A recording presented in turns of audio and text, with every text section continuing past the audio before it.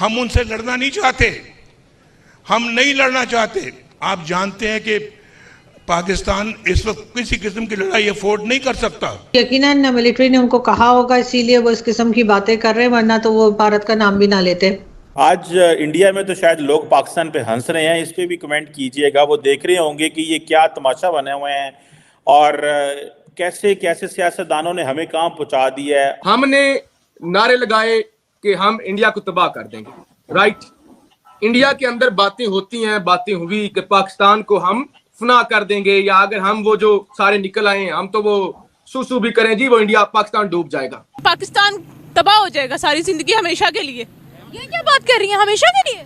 हाँ जी, निजाम ही नहीं अच्छा होगा तो वो पाकिस्तान क्या रहेगा। ये जो डायरेक्शन है, ये क्या डायरेक्शन है हमारी कि सारा मुल्क अमेरिका के खिलाफ वोट दे रहा है, अमेरिका के वीजे भी लेना चाहता है, डॉलर भी लेना चाहता है। एस्टैब्लिशमेंट जिसमें के जाहिर है कि जजेस भी शामिल हैं और एजेंसीज भी शामिल हैं, वो इस वक्त भारत के साथ टर्म्स को बेहतर करना चाहते हैं। अफोर्ड भी नहीं कर सकते कि लड़ाई झगड़ा, जैसा कि आप जानते हैं कि अफगान बॉर्डर पे ऑलरेडी काफी टेंशन है। ना इंडिया पाकिस्तान को खत्म कर सकता है, ना पाकिस्तान इंडिया को खत्म कर सकता है। हम हमारे मुल्क के अंदर जो कुछ हो रहा है पिछले 2 सालों से, जो कुछ कल हुआ है, इसके बाद हम खुद ब खुद जरूर खत्म हो जाएंगे। इंडिया को कोई कुछ करने की जरूरत नहीं है। हम 93 में दिखा देते हैं हमारे पास इतनी पावर है, ठीक है। वैसे हमारे पास क्या पावर है ये देख ले। बाहर से हमें कोई बात नहीं करता हमारे साथ, बात करना चाहे भी तो हम एक्सक्यूज मी बात सुने, वो पता क्या कहते हैं, पाकिस्तानी हो इधर ही खड़े रहो, हमने नहीं आपकी बात सुननी। जय हिंद दोस्तों, फनतंत्र में आपका स्वागत है। पाकिस्तान में जनरल इलेक्शन का रिजल्ट आ चुका है, लेकिन अभी तक किसी को पीएम बनने का कन्फर्मेशन नहीं है। लेकिन सभी पार्टी के नेता पाकिस्तान में रैली को संबोधित कर रहे हैं। इसी बीच नवाज शरीफ का एक भाषण सोशल मीडिया पर तेज़ी से वायरल हो रहा है। वे बोलते हुए नज़र आ रहे हैं कि हम किसी भी देश से युद्ध नहीं चाहते हैं, हमारी अब इतनी क्षमता नहीं बच गई है कि हम किसी से युद्ध कर सकें, हम पड़ोसी देश से बेहतर संबंध चाहते हैं। नवाज शरीफ के इस बयान को भारत के साथ जोड़कर देखा जा रहा है। कयास लगाया जा रहा है कि वे भारत के बारे में ही बोल रहे हैं, क्योंकि भारत अभी डिफेंस के क्षेत्र में पाकिस्तान से कई गुने आगे है। भारत के सामने पाकिस्तान युद्ध में एक दिन भी टिक नहीं सकता। वहीं नवाज शरीफ अपने भाषण में पाकिस्तानी आर्मी को खुश करने के लिए परमाणु बम की याद दिला रहे हैं। उन्होंने बोला कि पाकिस्तान परमाणु बम हमारी कार्यकाल में ही बनाया था। पाकिस्तान में सरकार बनाने के लिए वहाँ के आर्मी का बहुत बड़ा योगदान होता है। आर्मी का जिस पार्टी को समर्थन है वह पार्टी पाकिस्तान में आसानी से सरकार बना लेता है। तो चलिए देखते हैं कि नवाज शरीफ के भाषण के बारे में पाकिस्तानी मीडिया क्या कह रही है। चल चल चल चल, गाड़ी स्टार्ट कर। हमारे पास अनफॉर्चुनेटली हमारे पास ऐसे लीडर्स नहीं है जैसे भारत के पास हैं।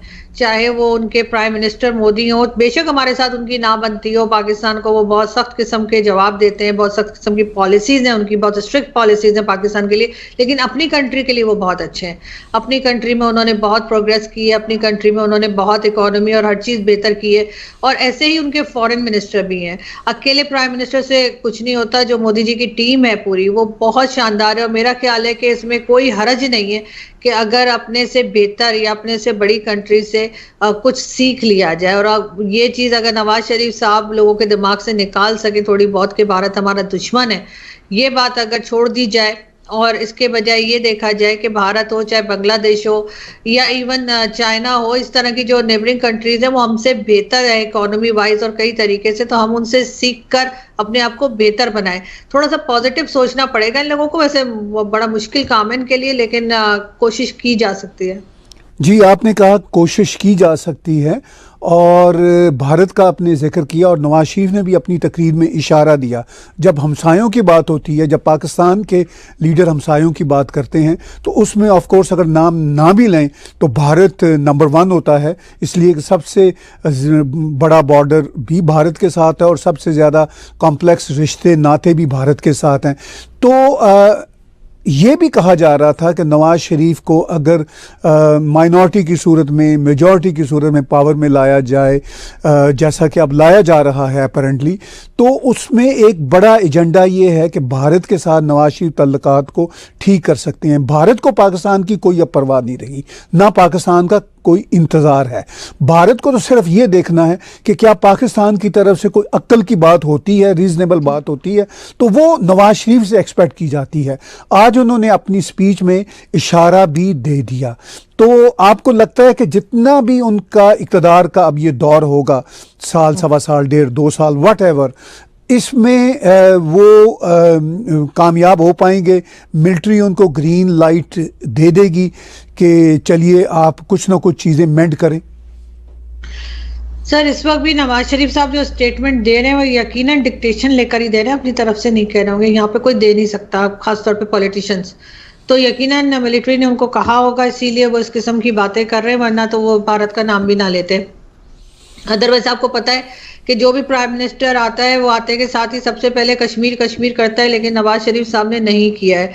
और इससे यही लग रहा है कि मिलिट्री या स्टैब्लिशमेंट, जिसमें कि जाहिर है कि जजेस भी शामिल हैं और एजेंसीज भी शामिल हैं, वो इस वक्त भारत के साथ टर्म्स को बेहतर करना चाहते हैं। अफोर्ड भी नहीं कर सकते कि लड़ाई झगड़ा, जैसा कि आप जानते हैं कि अफगान बॉर्डर पे ऑलरेडी काफ़ी टेंशन है। तो शायद इस वजह से नवाज शरीफ साहब ने ये बात की है।